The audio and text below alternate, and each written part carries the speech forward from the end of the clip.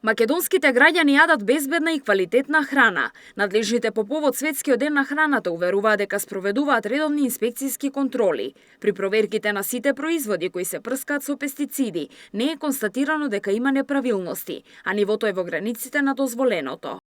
Системот на контрола е на високо ниво. Ние ги имаме и мониторинг програми кои се согласени со мониторинг програмите со Европската унија и тврдиме и гарантираме дека безбедноста на храната е на високо ниво, но сепак повторно ќе нагласам дека хигиенските навики на самите потрошувачи исто така треба да се на доста високо ниво и треба да знаеме дека сите производи, особено свежето овошје и зеленчук, и покрај тоа што се контролирани поради различни причини во делот на складирање и транспорт, треба убаво да се измијат пред да се конзумираат.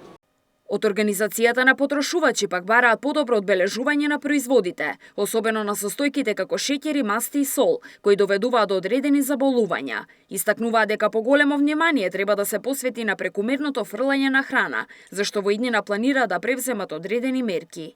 Самите производители кои што продаваат храна, а кои што би можеле да ја фрлаат, да ја нудат на пример на 50% од производството, дали се тоа нели одредени производи за значи кои што се како нели готови производи направени во големите ланци на супермаркети или поинаку се продаваат, за да можат луѓето кои што имаат недостиг, да речеме, на средства финансиски, да можат да дојдат до овие производи. Од почетокот на годината се спроведени околу 6000 инспекцијски контроли на производи од неживотинско потекло, при што се одземени и уништени 9 тони, додека од 6500 контроли на животинска храна одземени се 2 тони.